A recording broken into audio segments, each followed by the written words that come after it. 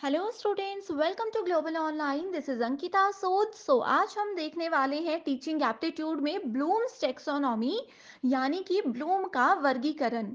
ये बहुत ज़्यादा इंपॉर्टेंट टॉपिक है। कोई भी नेट एग्जाम है या फिर सेट एग्जाम है, इस टॉपिक में से बहुत इंपॉर्टेंट क्वेश्चंस बार बार पूछे जाते हैं।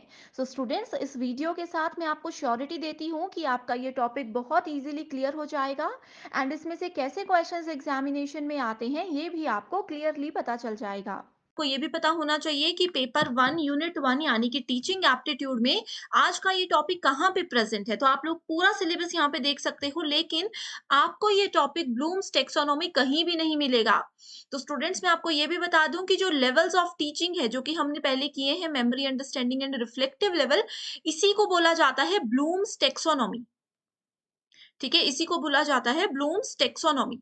सो यहाँ पे हमने लेवल्स ऑफ टीचिंग में ये 3 level, memory, understanding and reflective level, सिर्फ बेसिक इंट्रोडक्शन इसका देखा था। इसी में ब्लूम्स टेक्सोनॉमी जो है ये थोड़ा हायर लेवल है, जिसमें इन सभी लेवल्स को फर्दर डिवाइड किया जाता है एंड उसको भी मैं आपको बताऊंगी कि किस तरह से क्वेश्चंस एग्जाम में पूछे जाते हैं एंड क्या-क्या ब्लूम्स टेक्सोनॉमी के अंदर इंपॉर्टेंट कॉन्सेप्ट्स हमारे एग्जाम में पूछे जा सकते हैं। सो इस वीडियो को आप जरूर देखिएगा एंड इसी के साथ स्टूडेंट्स, अब से क्या होगा, पूरे वीकडेज में मैं आप लोगों के लिए थ्योरी क्वेश्चंस, थ्योरी कॉन्सेप्ट्स लेकर आया करूंगी टीचिंग एप्टीट्यूड या फिर पेपर 1 की जो भी यूनिट चल रही होगी। एंड वीकेंड यानी कि सैटरडे को मैं आप लोगों के लिए टीचिंग एप्टीट्यूड के जितने भी टॉपिक्स हमने अभी तक कवर किए होंगे उन सभी से related previous year questions and expected questions लेकर आऊंगी। सो इससे आप लोगों की प्रिपरेशन और भी अच्छी हो सकती है। पेपर 1 के बेस्ट प्रिपरेशन के लिए कंप्लीट कोर्स में लेकर आई हूँ, जो कि एग्जामिनेशन के डिफिकल्टी लेवल, लेटेस्ट क्वेश्चंस के pattern and previous year examination के एनालिसिस के हिसाब से बनाया गया है। इस कोर्स में स्टूडेंट्स डेली लाइव लेक्चर्स के साथ आपका 100% सिलेबस एग्जाम से पहले कवर करवाने की श्योरिटी दी जाती है। बहुत ही ईजी लैंग्वेज में रियल लाइफ एग्जाम्पल्स के साथ पहले आपके कॉन्सेप्ट क्लियर करवाए जाएंगे। उसके बाद आपको प्रैक्टिस के लिए प्रीवियस ईयर क्वेश्चंस और एक्सपेक्टेड एमसीक्यूज दिए जाएंगे, ताकि आपको ये भी क्लियर आइडिया हो जाए कि जो आपने पढ़ा है उसमें से कैसे क्वेश्चंस एग्जाम में आते हैं। फुल सिलेबस मॉक टेस्ट है, जिसमें से कि guaranteed as it is questions exam में देखने को मिलेंगे ही। इसके लिए एक न्यू बैच हम स्टार्ट कर रहे हैं, जो कि मंडे से स्टार्ट हो जाएगा। आप सभी स्टूडेंट्स बिना देरी किए गिवन नंबर्स पर कांटेक्ट करके इसको ज्वाइन कर सकते हो। एंड इससे पहले फ्री वीडियोस देखनी है तो ग्लोबल ऑनलाइन ऐप को जरूर डाउनलोड कीजिए। स्टोर सेक्शन पर सर्च बार में कोर्स का नाम लिखने के बाद आप कंटेंट पर क्लिक करोगे, आपके सामने फ्री डेमो वीडियोस है। कंप्लीट पेपर 1 का मेरा कोर्स आपको मिल जाएगा, जिसके अलावा एक्स्ट्रा आपको कुछ भी पढ़ने की जरूरत नहीं रहेगी। तो स्टूडेंट्स, ये बेस्ट कोर्स है आपके लिए, जो कि आपको मदद करेगा पेपर 1 में इजीली 100 में से 80 प्लस स्कोर करने में। आपको बिल्कुल परेशान नहीं होना है, बस गिवन नंबर्स पर व्हाट्सएप के थ्रू कांटेक्ट कर लीजिए। अपने टॉपिक पे जो कि है ब्लूम्स टेक्सोनॉमी। सो ब्लूम्स टेक्सोनॉमी, जैसे कि मैंने आप लोगों को बताया कि इसको बोला जाता है लेवल्स ऑफ टीचिंग। ठीक है। सो ज़्यादा डिटेल में नहीं जाते हुए इंपॉर्टेंट कॉन्सेप्ट पे डायरेक्टली फोकस करते हैं। वो ये है कि ब्लूम ने क्या किया था, 3 कैटेगरीज में अपने टेक्सोनॉमी को डिवाइड किया था। ठीक है, वो 3 कैटेगरीज हैं। पहली है कॉग्निटिव, दूसरी है इफेक्टिव एंड तीसरी है psychomotor. Cognitive, effective and psychomotor. So cognitive जो होता है ये होता है हमारे पास लोवेस्ट लेवल, एंड साइकोमोटर होता है हाईएस्ट लेवल। इन चीज़ों को नोट कर लीजिएगा। कॉग्निटिव, ये टर्म यूजीसी नेट में बहुत बार आप देखोगे। कॉग्निटिव का मतलब होता है माइंड से रिलेटेड, किसी की मेंटल हेल्थ या जो भी है, तो इसको हम लोग बोलेंगे मेंटल स्किल्स। अगर किसी स्टूडेंट की मेंटल स्किल्स की बात की जाए तो हम कॉग्निटिव टर्म यूज करते हैं। ठीक है। दूसरा जो है इफेक्टिव डोमेन, ये होता है ग्रोथ इन फीलिंग्स। ठीक है, जैसे इमोशनल एरिया होते हैं, एटीट्यूड होता है। ठीक है, इस तरह से जो चीज़ें होती हैं ये आता है अफेक्टिव में। तीसरा आता है हमारे पास साइकोमोटर, जो कि हाईएस्ट लेवल होता है। ये होता है किसी की फिजिकल स्किल से रिलेटेड। ठीक है, अभी तक स्टूडेंट्स आपने इतनी चीज नोट कर ली। अब मैं आगे आप लोगों को बताऊंगी कि फर्दर इन तीनों चीजों को डिवाइड किया गया है। वो इतना इजी है, मेथड जो एग्जाम्पल मैं बताऊंगी वो इतना इजी है कि आप एक बार पढ़ोगे एग्जाम तक आपको नहीं पढ़ना पड़ेगा फिर से। ठीक है। सो सबसे पहले बात करेंगे हम लोग कॉग्निटिव की। यहाँ पे भी आप देख सकते हो कॉग्निटिव की बात करेंगे, माइंड से रिलेटेड है। सो कॉग्निटिव में जो कॉग्निटिव लेवल होता है, इसको फर्दर 6 फेजेस में डिवाइड किया गया है। एंड मैं बता दूं कि ये जो फेजेस हैं, इनकी सीक्वेंसिंग बहुत इंपॉर्टेंट है। ये तीनों में ही ये जो सीक्वेंस आपको नजर आ रहा है, ये इंपॉर्टेंट है। ठीक है। सो सबसे पहले यहाँ पे 6 फेजेस हैं। जो नॉलेज होता है, ये होता है किसी भी पर्सन का लोएस्ट लेवल, एंड इवेल्युएशन होता है उसका हाईएस्ट लेवल। अभी हम सिर्फ इतनी ही बात कर रहे हैं, ठीक है। ये होता है इसका हाईएस्ट लेवल। सो कॉग्निटिव जो होता है, ये होता है नॉलेज बेस्ड। अब माइंड है, माइंड में जो हमने नॉलेज कलेक्ट किया वही होगा, सो वो है नॉलेज बेस्ड। इस तरह से आप याद रख सकते हो, ठीक है। अब इस सीक्वेंसिंग को कैसे याद रखना है, आपको पता है माइंड के केस में कुछ भी हो सकता है, ठीक है। सो आपने इसको याद रखना है केस। केस तो आपको पता है, लेकिन केस में डबल ए कर देना है, और के की स्पेलिंग आती है इस तरह से, तो आपने इसको ऐसे याद रखना है केस, ठीक है। सो यहाँ पे K for knowledge, C for comprehension, A for application, A for analysis, synthesis and evaluation. So इस तरह से आप लोग कॉग्निटिव को याद रख सकते हो, ठीक है। सो 6 लेवल्स होते हैं। ये क्या करता है, knowledge and development of intellectual skills, इन चीजों को कवर करने के लिए काम आता है। अब वन बाय वन हम knowledge, comprehension, application, analysis, synthesis and evaluation को डिस्कस करेंगे कि ये कैसे काम करते हैं। तो सबसे पहले देखो स्टूडेंट्स, यहाँ पे इस तरह से आप देख सकते हो इसको, यहाँ पे कुछ कीवर्ड्स भी हैं, ठीक है। सो कीवर्ड पे जाने से पहले मैं डायरेक्टली यहीं से बताती हूँ। नॉलेज के लिए कीवर्ड होता है रिकॉल। अब कहीं पे भी एग्जाम्पल में आपको रिकॉल नजर आ जाए, इसका मतलब है कि हम नॉलेज की बात करते हैं। अब देखो, अब मैं अगर आपको पूछूं कि कुछ भी पूछ लूं, महात्मा गांधी की डेट ऑफ बर्थ बताओ, तो आप उस चीज को कब रिकॉल कर पाओगे, जब आपको उस चीज का नॉलेज होगा। जिन स्टूडेंट्स को नॉलेज है उन्होंने तो अभी तक रिकॉल कर भी लिया होगा, जिनको नॉलेज ही नहीं है वो रिकॉल भी नहीं कर पाएंगे। सो रिकॉल मतलब नॉलेज। सो नॉलेज में होता है एबिलिटी टू रिकॉल डेटा और इंफॉर्मेशन, या फिर ability to recognise in the exact form, यानी कि जैसे हमने याद किया था एग्जैक्ट फॉर्म में हम उसको याद कर सकें, रिकॉल कर सकें। दूसरा आता है कॉम्प्रीहेंशन। कॉम्प्रीहेंशन होता है एक स्टूडेंट की अंडरस्टैंडिंग, ठीक है। कॉम्प्रीहेंशन होती है एक स्टूडेंट की अंडरस्टैंडिंग कि उसने क्या समझा एंड उसने उसको कैसे याद रखा, right. So ability of understanding the meaning of what is known, and student can summarize a lesson in their own language। होता क्या है, टीचर ने एक लेसन हम लोगों को पढ़ाया एंड क्लास के एंड में बोला कि चलो इसको बताओ पूरे लेसन में क्या था, तो उस चीज को पूरी को अपनी लैंग्वेज में 2 मिनट में समराइज करके जो बता दिया जाता है वो कॉम्प्रीहेंशन के अंदर आता है। नेक्स्ट आता है एप्लीकेशन। एप्लीकेशन का मतलब क्या होता है, अप्लाई करना, ठीक है, यानी कि किसी चीज को यूज करना। So ability to use the knowledge in a new situation. अब हमने ऊपर के 2 फेजेस में जो भी नॉलेज कलेक्ट किया, उस चीज को यूज करना, उस नॉलेज को अप्लाई करना इज कॉल्ड एप्लीकेशन। अब जैसे मैंने बचपन में लिखना सीख लिया, वो मेरा नॉलेज था, मैंने ए लिखना सीखा, मैंने बी लिखना सीखा। उसके बाद कॉम्प्रीहेंशन में मैंने क्या किया, मैंने ए को थोड़ा सा इस तरह से लिखना सीख लिया, बी को थोड़ा इस तरह से लिखना सीख लिया। एप्लीकेशन है कि ये जो नॉलेज और ये मैंने कलेक्ट किया, इसको मैं कहाँ यूज कर रही हूँ। आज मैं आपको पढ़ा रही हूँ, मैं इस तरह से यहाँ पे फटाफट लिख रही हूँ, ये मेरा नॉलेज है, ये मेरा एप्लीकेशन है, ठीक है। नेक्स्ट आता है एनालिसिस। एनालिसिस मतलब ability to differentiate facts and opinion. Analyse करना कि अभी तक हमने जो सीखा उसमें कुछ डिफरेंस है, आगे जो हम सीखेंगे उसमें कुछ डिफरेंस है, ये सब चीजें। सिंथेसिस का मतलब होता है ability to integrate different elements, जिसका कि न्यू मीनिंग हम निकाल सकें। जैसे अभी तक मैंने किसी चीज को समझ लिया था, उसका मैं कुछ और मीनिंग समझती थी, अब मैं उसी नॉलेज को यूज करके कोई नई चीज क्रिएट कर सकती हूँ, जनरेट कर सकती हूँ, नया मीनिंग निकाल सकती हूँ। That is called synthesis. And last आता है इवैल्यूएशन। इवैल्यूएट करने का मतलब होता है जजमेंट, ठीक है। सिंथेसिस का मतलब होता है न्यू मीनिंग। कहीं पे भी एग्जाम्पल में अगर आपको एग्जाम में न्यू मीनिंग दिख जाए तो सिंथेसिस होगा, जजमेंट दिख जाए तो इवैल्यूएशन होगा, ठीक है। So ability to make judgements about the importance of the concept. उस पर्टिकुलर कॉन्सेप्ट के बारे में जजमेंट देना, खुद को, किसी और को जज नहीं करना, खुद को, that is called evaluation. Right. So ये है हमारे कॉग्निटिव, दैट इज माइंड से रिलेटेड सेक्शन में। अब दूसरी बात करते हैं अफेक्टिव डोमेन, जो कि हमारी फीलिंग्स, हमारे इमोशन से रिलेटेड होता है। ठीक है, इसका एक मैं इतना अच्छा एग्जाम्पल बताऊंगी कि आप कभी नहीं भूल पाओगे। ठीक है, सो इसको भी डिवाइड किया जाता है। रिसीविंग जो है वो लोएस्ट है, responding, valuing, organising, characterising by values. ठीक है, सो इसको आप सिंपली ऑर्गेनाइजिंग एंड कैरेक्टराइजिंग भी याद रख सकते हो। ठीक है, लोवेस्ट है ये एंड हाईएस्ट है ये वाला लेवल।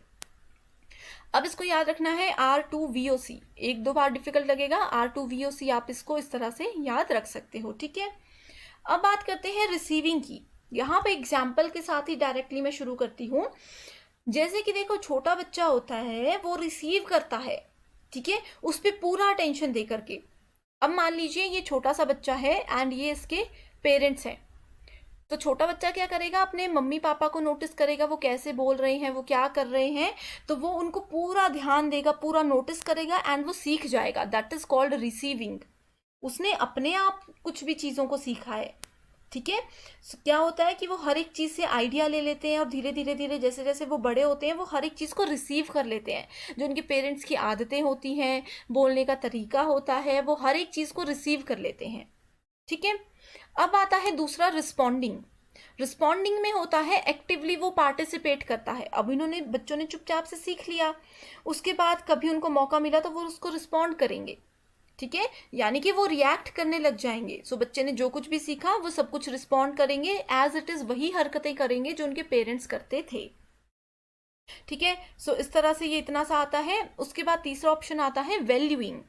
सो वैल्यू करना होता है ability to see the value और worth of something and express it. यानी कि हम कुछ भी करेंगे तो उसकी वैल्यू हमें पता लगेगी। सपोज एक थोड़ा सा मैं आप लोगों को एग्जाम्पल बताती हूँ। जैसे मान लीजिए कि इस बच्चे के पेरेंट्स आपस में लड़ते थे, एक दूसरे को गाली देते थे, कुछ भी करते थे, तो बच्चे ने वो चीज़ें सीख ली। कभी बच्चे को डांट पड़ गई, ठीक है, कभी बच्चे के साथ ऐसी कोई सिचुएशन आ गई तो उसने उस बात पे रिस्पॉन्ड कर दिया, क्योंकि बच्चे ने जो सीखा, जो रिसीव किया, वो गाली आगे दे दी, वैसे ही दे दी। अगला है वैल्यूइंग। अब उस बच्चे को उसके मम्मी पापा से क्या हुआ, मार पड़ गई। ठीक है, तो बच्चे को उस चीज की वैल्यू पता चली कि मैंने गलत किया या सही किया।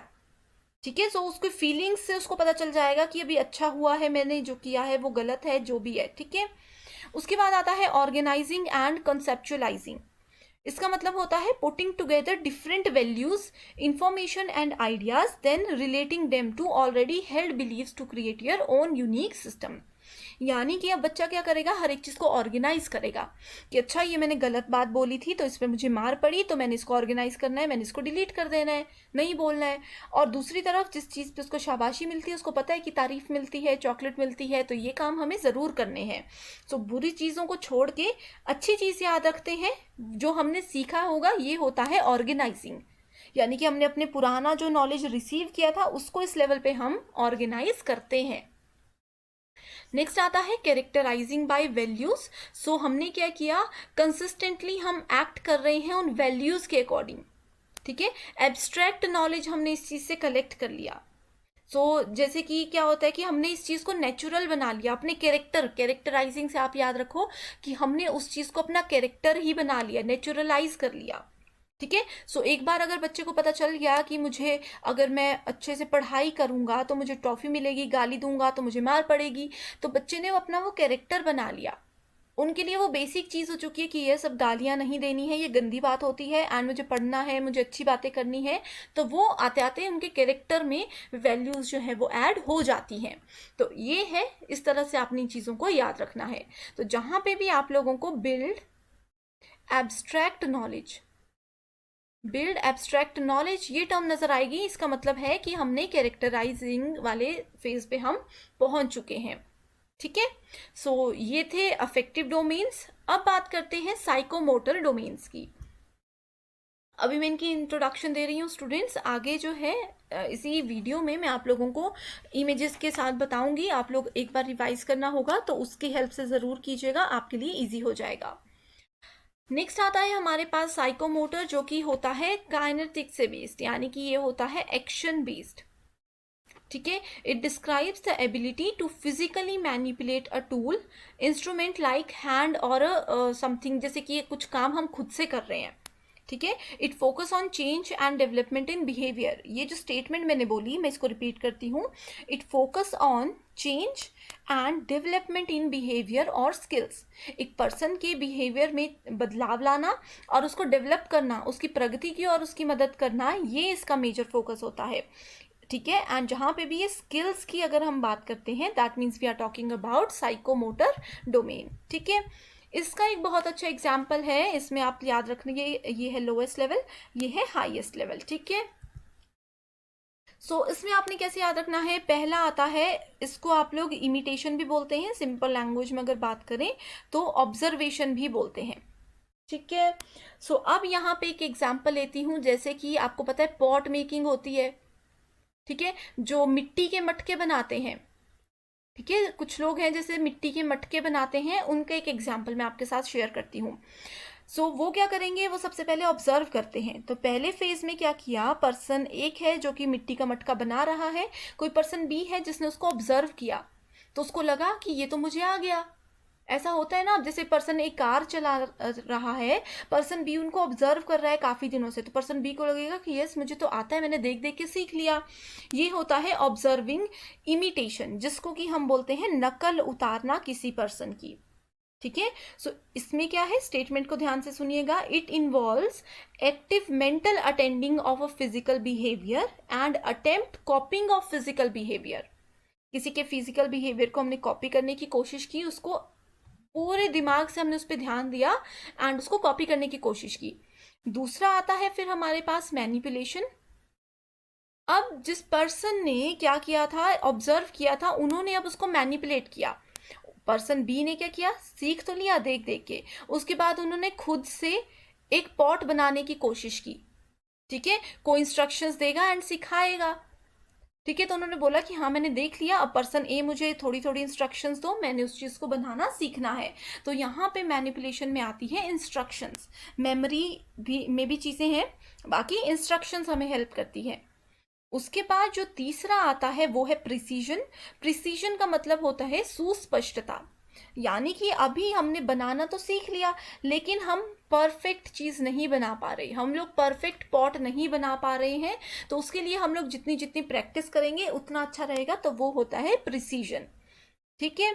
नेक्स्ट आता है आर्टिकुलेशन। आर्टिकुलेशन का मतलब होता है कि अब हम लोग परफेक्ट हो चुके हैं, आर्ट में हम परफेक्ट हो चुके, इस तरह से याद रख लीजिए। ठीक है। यानी कि जो भी डिजायर्ड लेवल था, जो हम चाहते थे वो हमने अब सीख लिया है। चाहे हम गाड़ी चलाने की बात करें, कंफ्यूज नहीं करते हैं आपको, सिर्फ पॉट मेकिंग याद रखो। ठीक है। अब हमने पॉट बनाना सीख लिया है। अब आएगा नेचुरलाइजेशन, यानी कि अब हम इसमें इतने परफेक्ट हो चुके हैं कि अगर मान लीजिए मैंने कुछ इस तरह का पॉट बनाना सीखा था, तो अब मुझे पूरा प्रोसेस आ गया, तो मैं कुछ भी डिज़ाइन करके इस तरह का पॉट भी बना सकती हूँ, इस तरह का पॉट भी बना सकती हूँ एक बार। यानी कि ये आर्ट मुझ में आ गया, तो ये टैलेंट मुझ में नेचुरल हो जाएगा। ये चीज़ें होती है। क्लियर है ये चीज़ें। अब जैसे कि अगर होता है ना कि अगर एक बार आप लोगों ने कार चलाना सीख लिया, शुरू में आपको स्टेप बाय स्टेप टाइम लगेगा, उसके बाद आप चाहे किसी भी रोड पे चला लाओ, प्लेन रोड है, हैवी रोड्स हैं, माउंटेन्स टाइप के रोड्स हैं, तो कहीं पे भी आप कार चलाओ, आप चला सकते हो, क्योंकि आप लोग नेचुरलाइज हो चुके हो। ठीक है। आई होप इन एग्जाम्पल्स की हेल्प से आप लोगों को बहुत ईजी हो चुका है ये चीज़ें समझना। अब आगे बढ़ते हैं इस वीडियो में, यहाँ पे मैं आपको बताऊंगी डिटेल में। ठीक है। अभी तक जो चीज़ें थी ये बहुत ज़्यादा इंपॉर्टेंट थी, एक क्वेश्चन तो यहीं से बन जाएगा। अब देखो स्टूडेंट्स, यहाँ पे रिवीजन के लिए लेकर आई हूँ आपके लिए ब्लूम्स टेक्सोनॉमी कॉग्निटिव डोमेन है, इसके 6 फेजेस हैं, आप इसको याद रख सकते हो। थोड़ी थोड़ी सी डेफिनेशंस भी हैं, हिंदी इंग्लिश दोनों आपको मिल जाएगा। एंड उसके बाद आप देख सकते हो यहाँ पे थोड़ी सी और डेफिनेशंस हैं। ये क्या चीज़ें हैं, ये सिर्फ वही चीज़ें हैं जो मैंने आपको अभी बताई। अभी तक मैंने आपको रियल लाइफ एग्जाम्पल्स बताए, थोड़ी सी डेफिनेशंस बताई। अब आप इन चीज़ों को पढ़ोगे तो आपको और इजी हो जाएगा चीज़ों को समझना। ये कुछ कीवर्ड्स हैं, इनको अगर समय है तो पढ़ लीजिए, अदरवाइज जो कीवर्ड्स अभी तक मैंने आपको एग्जाम्पल्स के साथ बताए हैं सिर्फ उनको याद रखिए, काफ़ी हैं। ये ज़्यादा पढ़ोगे तो कंफ्यूज हो जाओगे। फिर भी लगता है आपकी अपनी चॉइस है, देखना चाहते हो तो इसको आप देख सकते हो। इसी के साथ स्टूडेंट्स, ये जो हमने अफेक्टिव डोमेन की बात की थी, ठीक है, उसके लेवल्स भी हैं, उसकी छोटी छोटी सी डेफिनेशंस भी हैं। डेफिनेशंस में इस समय आप कंफ्यूज हो सकते हो, अगर एग्जाम्पल समझ चुके हो तो काफ़ी है, फिर भी आप लोग हमेशा की तरह बोलूँगी आपकी अपनी चॉइस है। अदरवाइज सिंपल लैंग्वेज इस टाइम पे, जितनी सिंपल लैंग्वेज आप फॉलो करोगे उतना आपके लिए बेटर रहेगा, ठीक है। एक और टेक्सोनॉमी थी जो कि डेव्स ने दी थी, इससे क्वेश्चन नहीं पूछे जाते, फिर भी if you want you can check, ठीक है। ये जो तीसरी टेक्सोनॉमी मैंने आप लोगों को बताई थी साइकोमोटर, ये वही वाले स्टेजेस हैं एज इट इज़, ठीक है। सो डेव्स ने ये साइकोमोटर टेक्सोनॉमी जनरली हमें दी है, राइट। सो लेवल्स देख लो साइकोमोटर के, जो भी है हर एक चीज़ आपके सामने है। सो आई होप स्टूडेंट्स आज की ये वीडियो आप लोगों को पसंद आई है। एंड अगर आप लोग इसी तरह की वीडियो लेक्चर्स मुझसे चाहते हो तो आप कमेंट करके मुझे ज़रूर बताइएगा, मैं आपके लिए इस तरह के वीडियो लेक्चर्स लेकर आऊँगी। श्योर टॉपिक्स हैं तो अच्छे से फॉलो कीजिएगा। So thank you so much for watching this and I wish you all the very best.